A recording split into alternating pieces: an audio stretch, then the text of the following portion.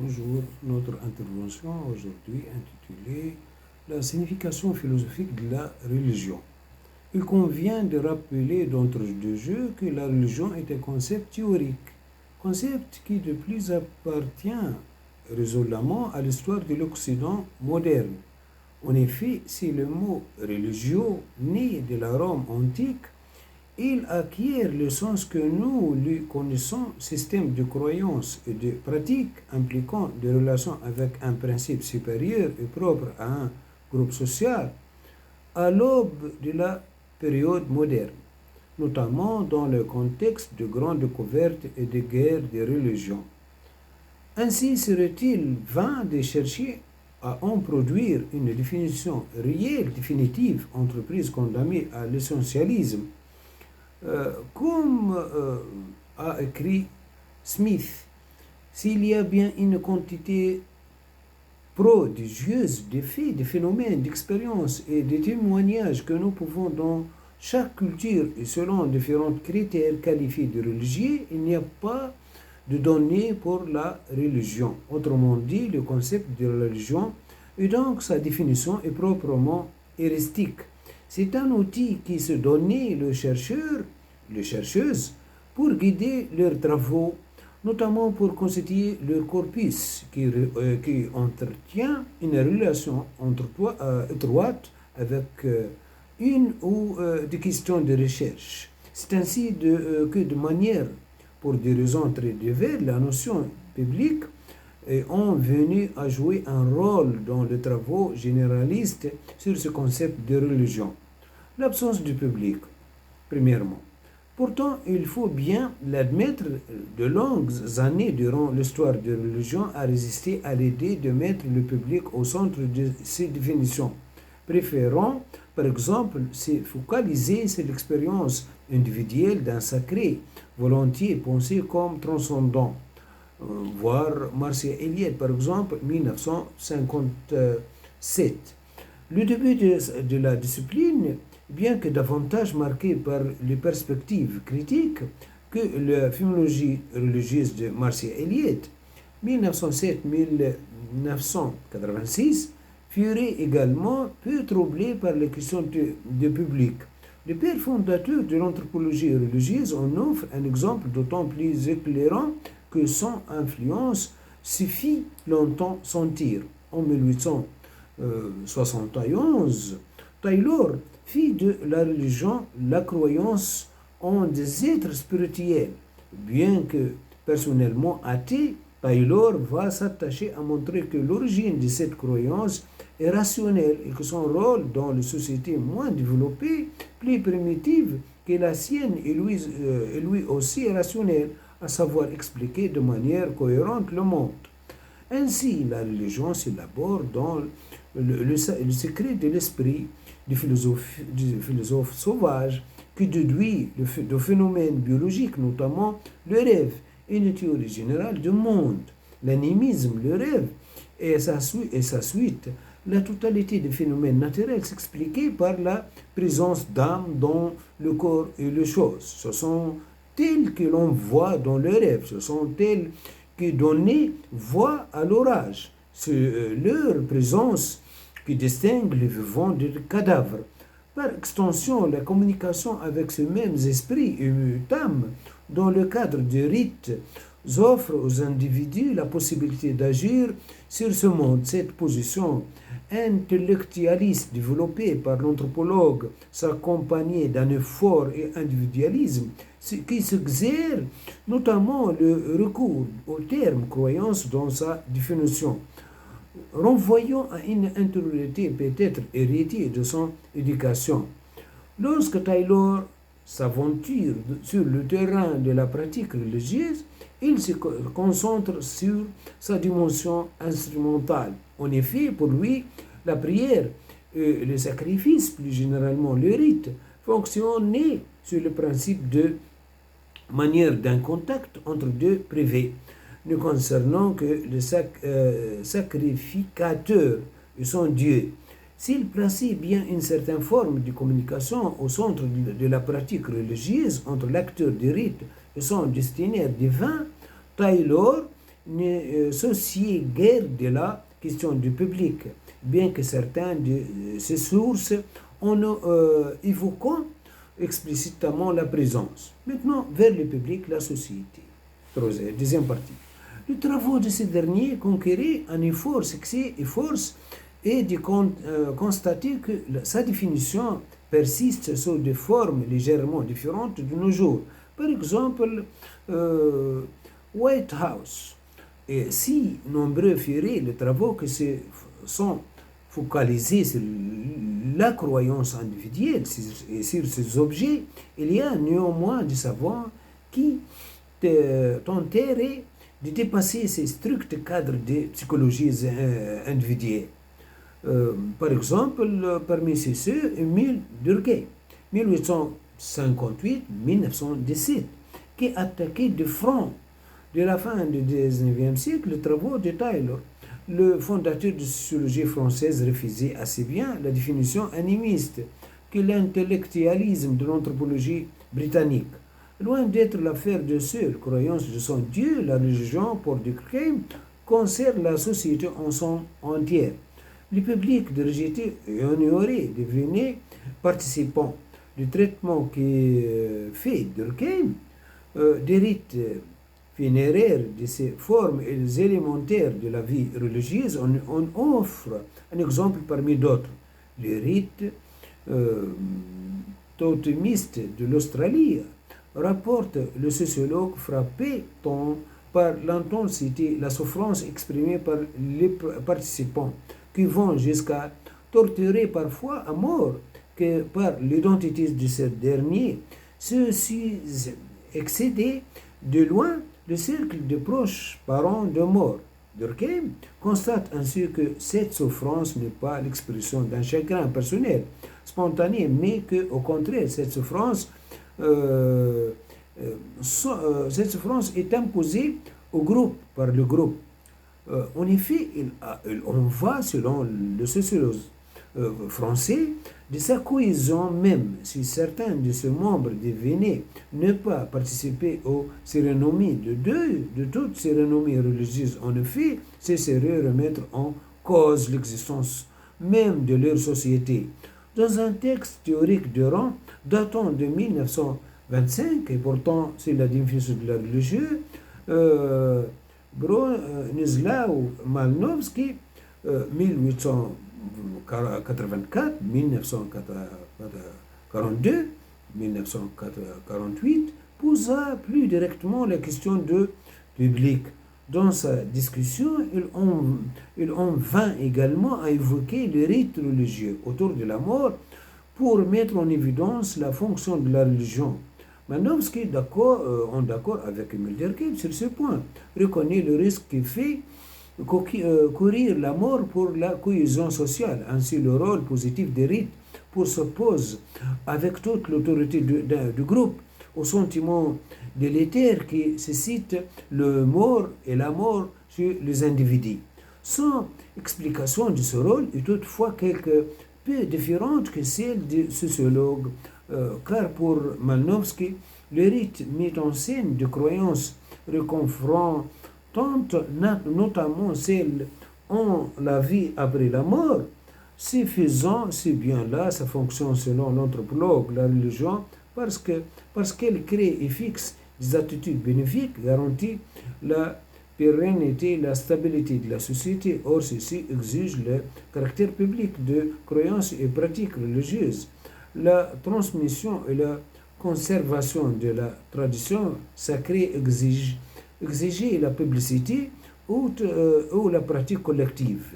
Moi, un sociologue, que Durkheim et Malinowski ne voient pas l'action de forces impersonnelles, c'est-à-dire de la société, poussant les individus à agir, mais plutôt une représentation sur le mode théâtral doté d'une dimension didactique au bénéfice de la société. Plus généralement, les innovations méthodologiques de Malinowski, notamment l'observation participante, les poussaient à s'intéresser davantage que ses prédécesseurs au contexte d'énonciation de manifestations religieuses et magiques qu'il étudiait tant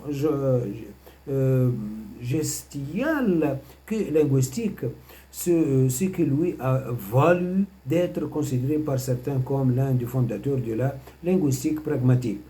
Maintenant, en troisième partie, la religion mise en scène, le symbolisme. Si l'animisme, l'évolutionnisme de Taylor était essentiellement abandonné vers le milieu du XXe siècle, le problème des rationalités de la religion, de ses croyances et pratiques que l'anthropologue britannique avait mis au cœur de primitive culture ne disparaît pas. Cette question fut centrale pour le Coran symboliste.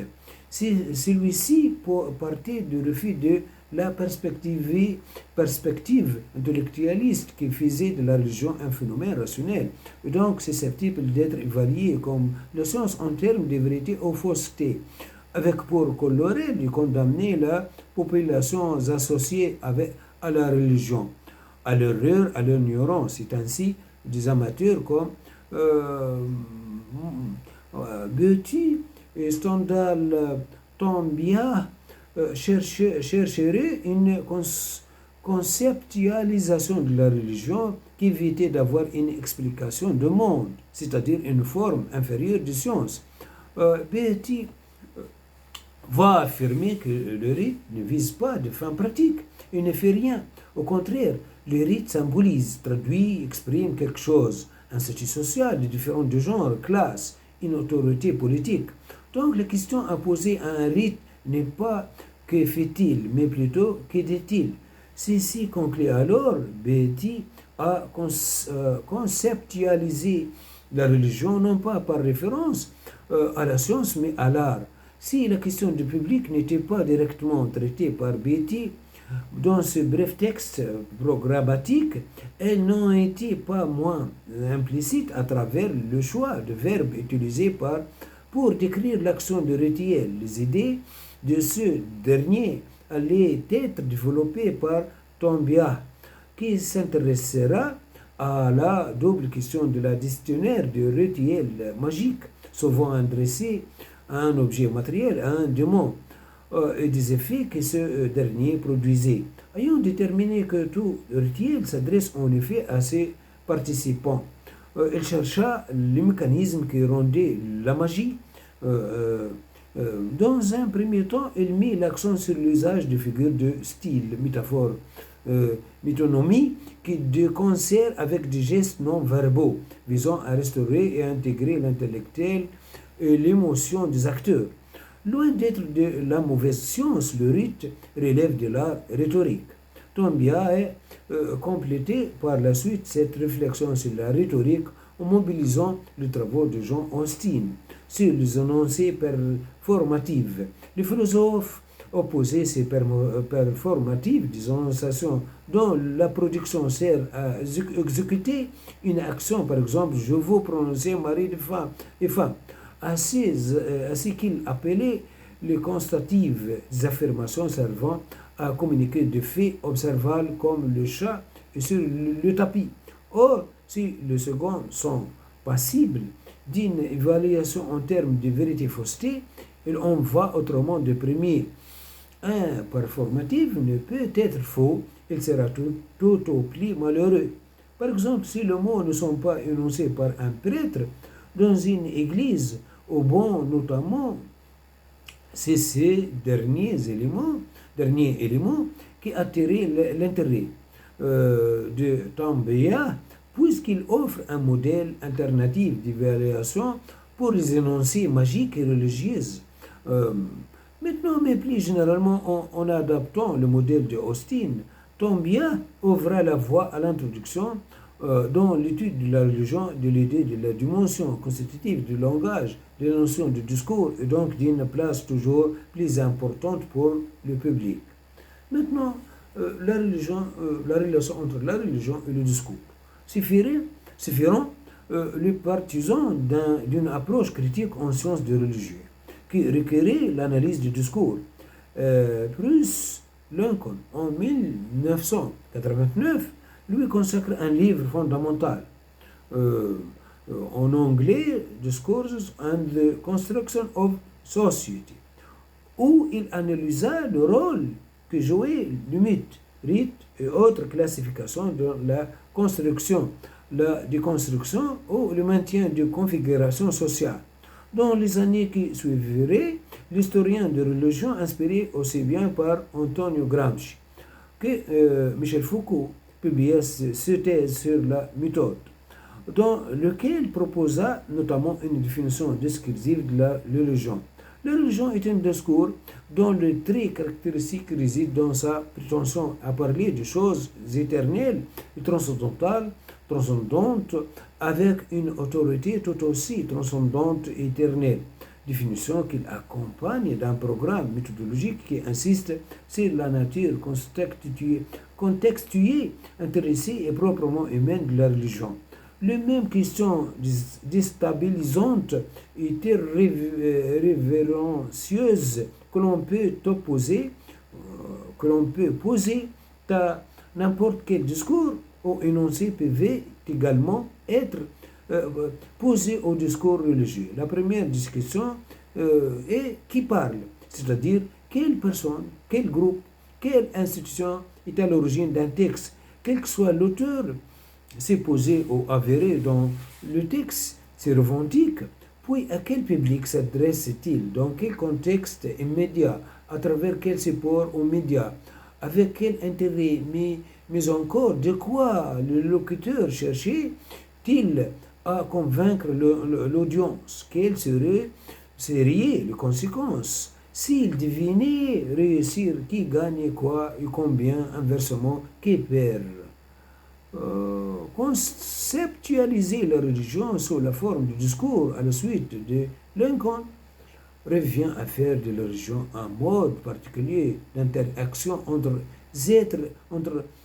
des êtres humains, un mode dont le trait distinctif est le recours et dont la prétention à une autorité plus qu'humaine qui peut prendre des formes très différentes selon le contexte. Dieu, un esprit, un grand ancêtre, mais aussi le marché et sa main invisible, la nation. Donc, de cette manière, il s'agit de mettre au cœur du concept de religion sa capacité persuasive, performative, et donc sa capacité à générer de l'action.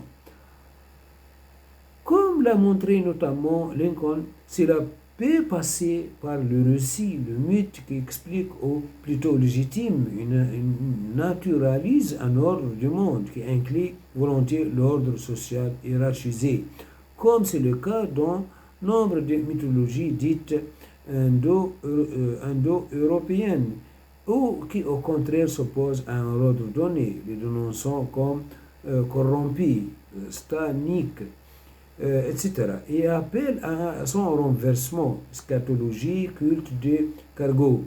On va de même pour le rite religieux à travers la référence à une instance plus qu'humaine. Le rite réalise, il naturalise une vision de monde socio-politique particulière que l'on pense ici à la stratification sociale mise en scène par le sacrifice offert à quelqu'un Dieu de l'Olympe et que traduit et effectue le partage de morceaux inégaux de la victime animale ou au contraire au repas égalitaire et pris en commun des premiers chrétiens.